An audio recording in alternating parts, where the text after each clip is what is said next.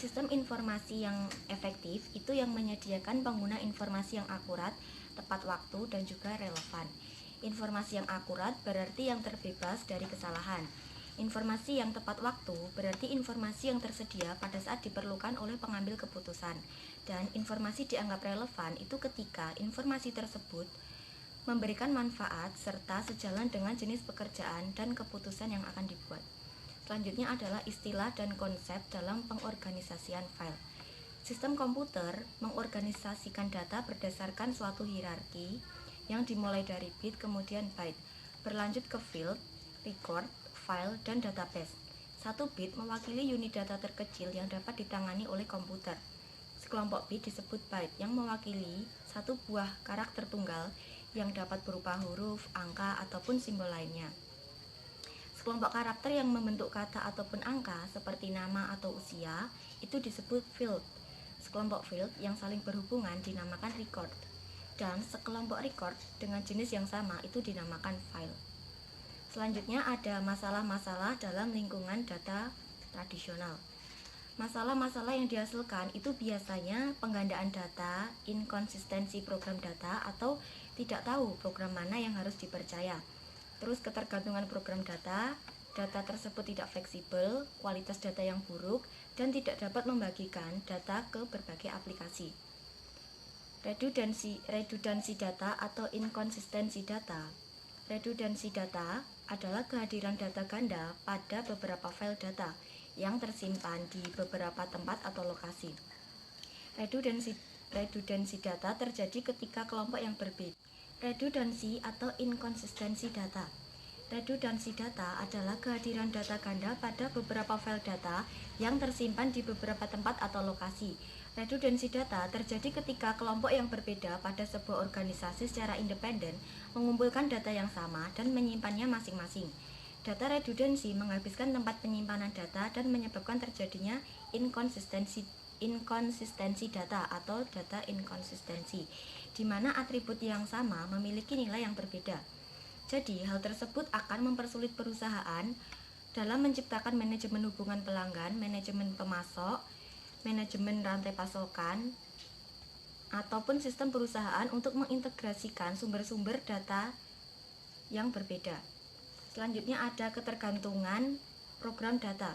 Ketergantungan program data mengacu pada satu paket data yang tersimpan pada file dan diperlukan oleh program-program tertentu untuk memperbarui dan mengelola file dan diperlukan oleh program tertentu. Ketergantungan program data.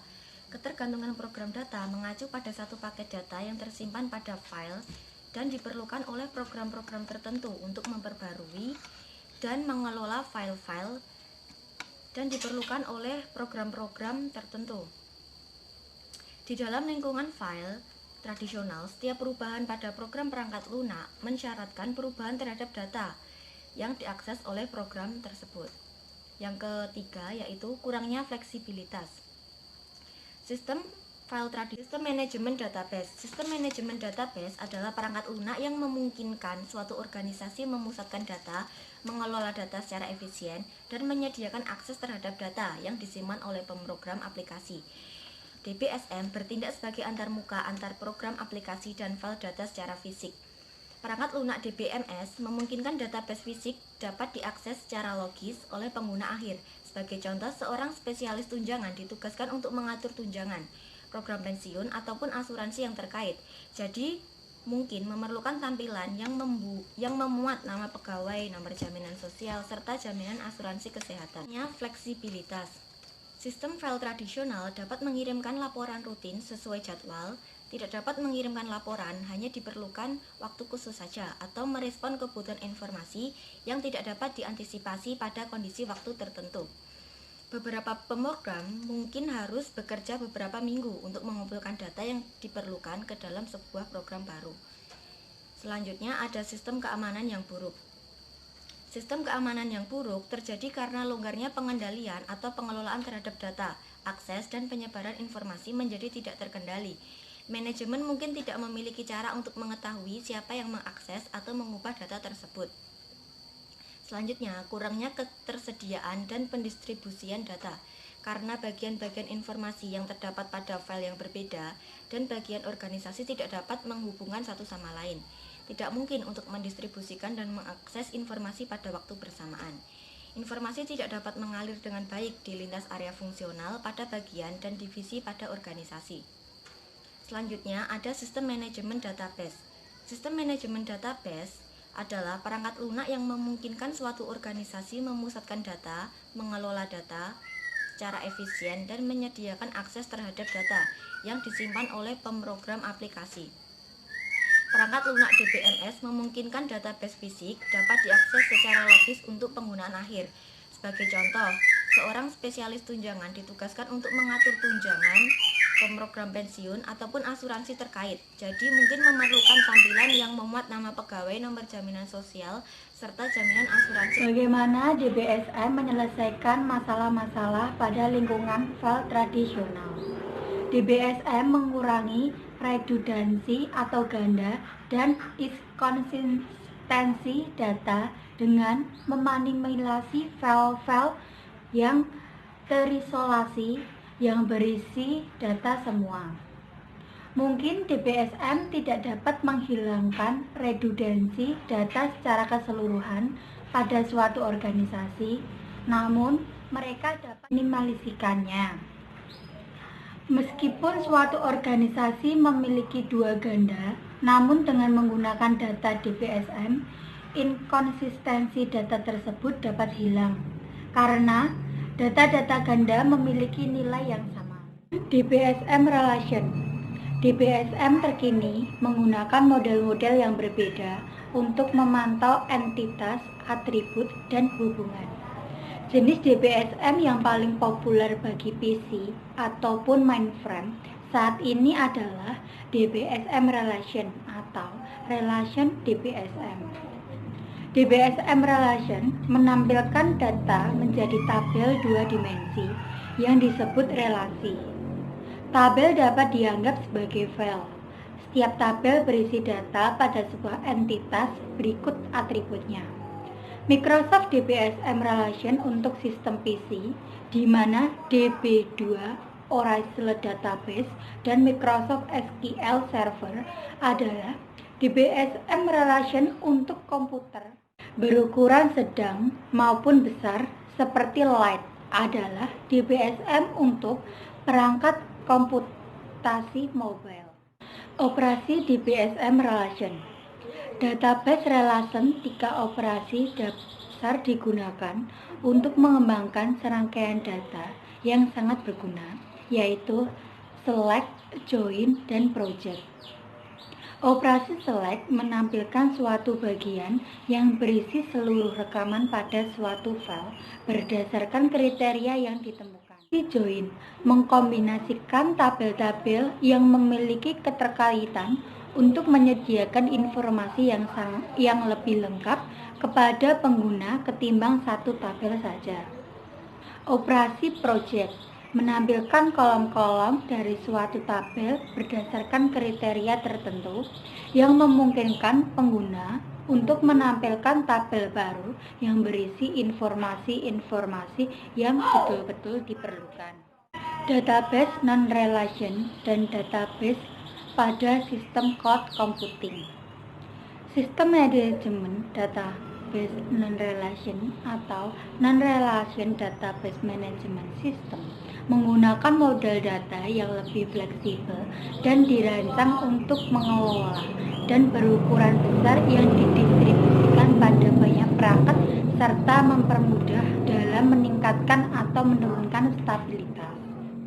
Sangat berguna untuk menangani permintaan data sederhana pada data terstruktur maupun yang tidak memiliki volume besar, seperti web, media, sosial, grafis, dan bentuk-bentuk data lainnya yang sulit dianalisis menggunakan perangkat tradisional berbasis SQL.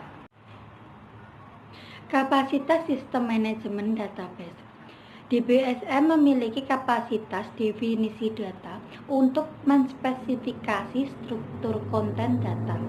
Definisi dapat data digunakan untuk membuat tabel database dan untuk mendefinisikan karakteristik file pada setiap tabel. Informasi tentang database ini akan didokumentasikan dalam kamus data. Kamus data adalah file manual ataupun otomatis yang menyimpan definisi-definisi elemen data.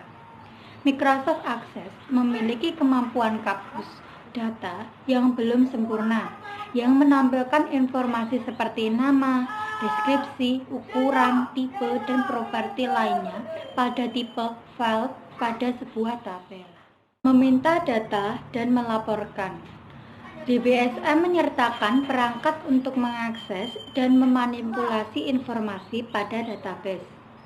Sebagai besar, DBSM memiliki bahasa tersendiri yang disebut bahasa manipulasi data yang digunakan untuk menambah, mengubah, menghapus, dan mengambil data pada database.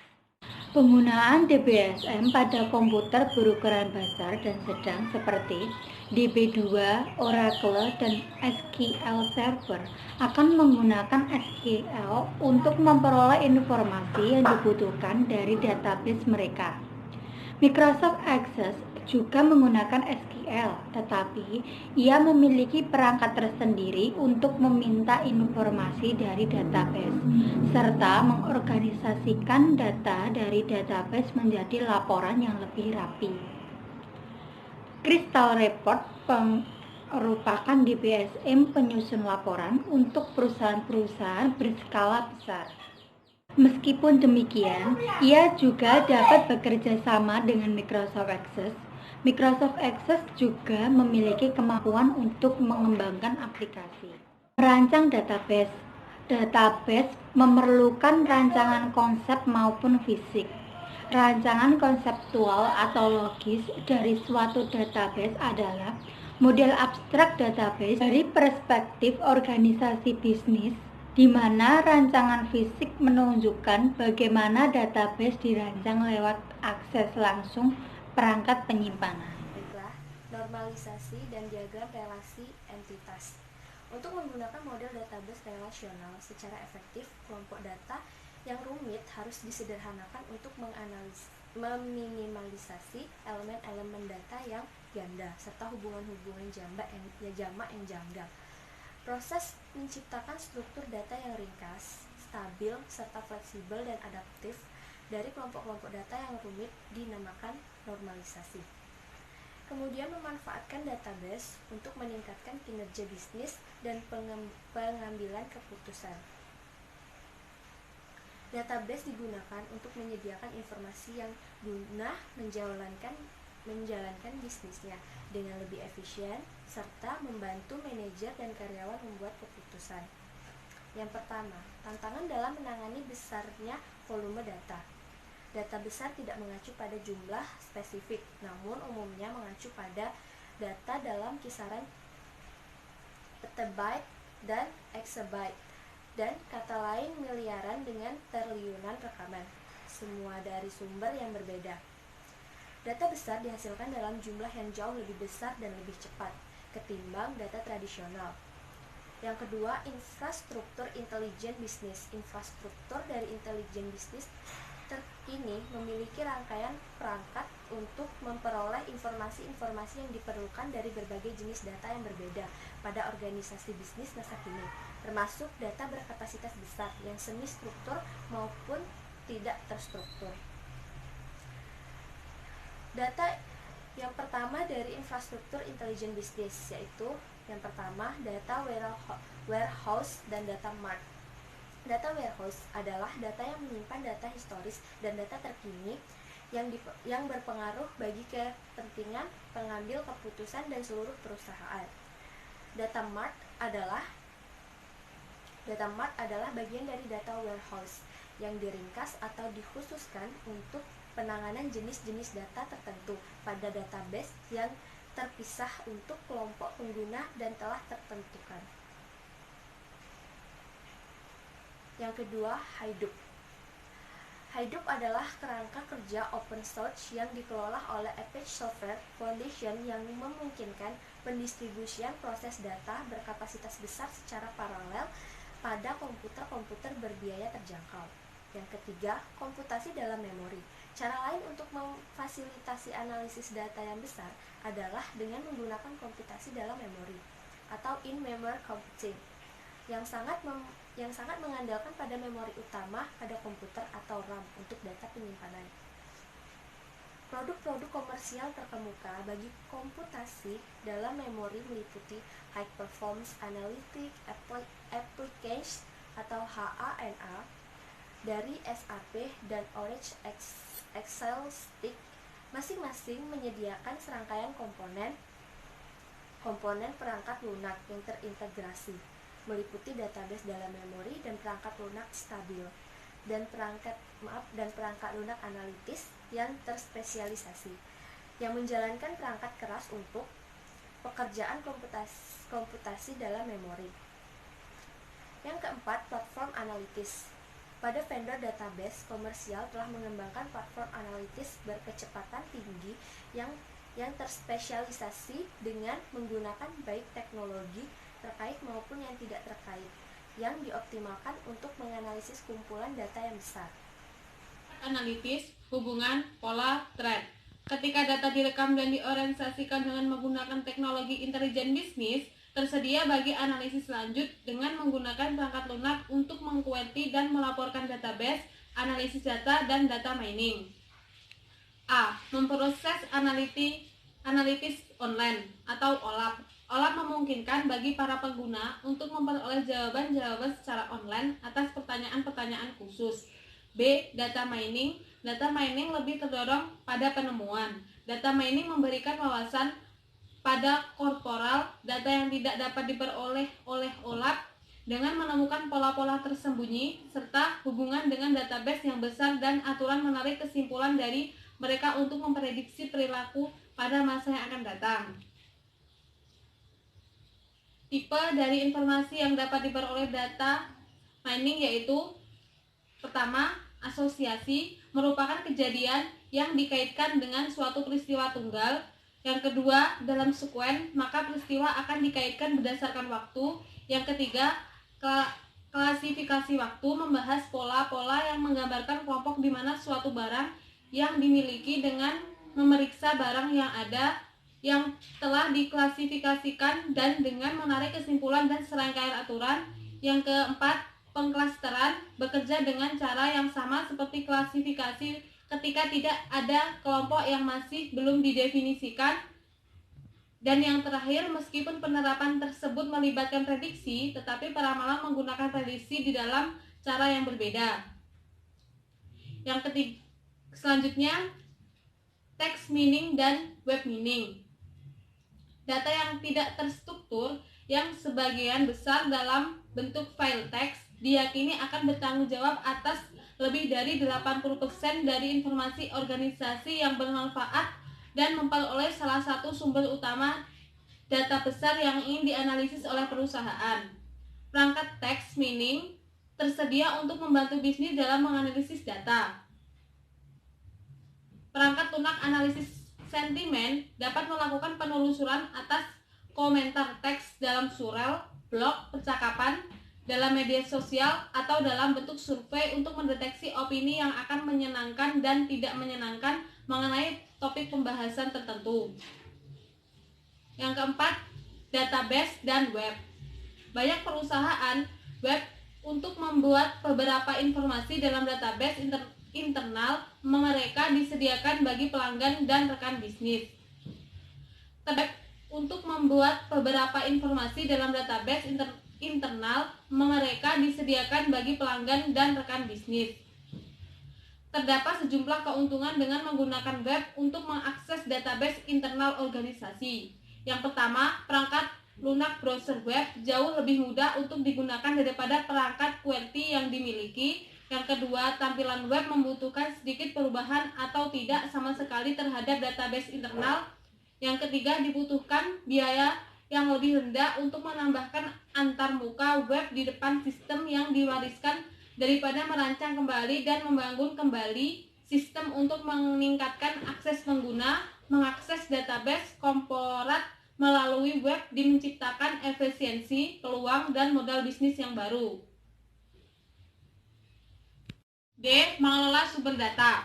Yang pertama, menetapkan kebijakan informasi. Kebijakan informasi atau information policy menentukan aturan organisasi dalam hal pembagian, penyebaran, perolehan, standarisasi, klasifikasi, dan penyimpanan informasi. Undang-Undang Kebijakan Informasi menjelaskan prosedur dan akuntabilitas yang spesifik, mengidentifikasi dapat saling dibagi oleh pengguna dan unit organisasi, di mana informasi dapat didistribusikan dan siapa yang bertanggung jawab untuk memperbaharui dan memelihara informasinya. Sebagai contoh, kebijakan informasi umumnya menentukan bahwa hanya anggota terpilih dari Departemen Pengajian dan Sumber Daya Manusia yang memiliki hak untuk mengubah dan melihat data karyawan yang sensitif, seperti misalnya gaji karyawan atau nomor jaminan sosialnya, dan departemen-departemen ini yang bertanggung jawab untuk memastikan bahwa data karyawan tersebut adalah akurat. B. Memastikan kualitas data. Database dan kebijakan informasi yang dirancang dengan baik akan berlanjut pada jaminan bahwa perusahaan akan memiliki informasi yang diperlakukannya. Namun, langkah-langkah tambahan harus diambil untuk memastikan bahwa data dalam database perusahaan akurat dan tetap dapat diandalkan. Jika database dirancang dengan tepat dan standar, data keseluruhan perusahaan ditentukan dengan baik, maka elemen data yang mengalami duplikasi atau tidak konsisten akan diminimalkan. Sebagian besar permasalahan kualitas data seperti salah meja, nomor terbalik, atau kode yang tidak benar atau hilang bersumber dari kesalahan ketika memasukkan data. Insiden tersebut akan meningkatkan seiring dengan perusahaan memindahkan kegiatan bisnis ke web dan memungkinkan pelanggan dan pemasok untuk memasukkan data ke dalam situs web mereka yang secara langsung memperbaharui sistem internal. Sebelum database baru dipergunakan, maka organisasi perlu mengidentifikasi dan memperbaiki data yang salah dan menciptakan program-program yang lebih baik untuk mengedit data ketika database tersebut melalui dioperasionalkan. Analisis kualitas data sering dimulai dengan audit kualitas data atau data quality audit yang merupakan survei terstruktur atas keakuratan dan tingkat kelengkapan dari data dalam suatu sistem informasi. Audit kualitas data dapat diselenggarakan dengan melakukan survei file data, menyurvei sampel file data, atau menyurvei pengguna data atas persepsi mereka mengenai kualitas data. Pembersihan data atau data cleansing juga dikenal dengan data scrubbing, terdiri atas kegiatan mendeteksi dan mengoreksi data dalam database yang tidak benar, tidak lengkap, tidak diformat dengan tepat, atau berlebihan. Pembersihan data bukan hanya mengoreksi kesalahan, tetapi juga menekankan konsistensi di antara serangkaian data yang berbeda berasal dari sistem informasi yang terpisah. Perangkat lunak pembersih data yang khusus tersedia untuk menyurvei file data secara otomatis, memperbaiki kesalahan dalam data, dan mengintegrasikan data dalam format yang konsisten bagi semua bagian dari perusahaan. Permasalahan kualitas data bukan hanya merupakan permasalahan dalam bisnis semata. Mereka juga menimbulkan permasalahan serius bagi individu, mempengaruhi kondisi keuangan mereka dan bahkan pekerjaan mereka. Sebagai contoh, data yang tidak akurat atau mengenai riwayat kredit dari nasabah yang dikelola oleh lembaga kredit dapat mencegah para individual yang layak diberikan kredit dari memperoleh pinjaman atau menurunkan peluang mereka dan menemukan atau mempertahankan suatu pekerjaan.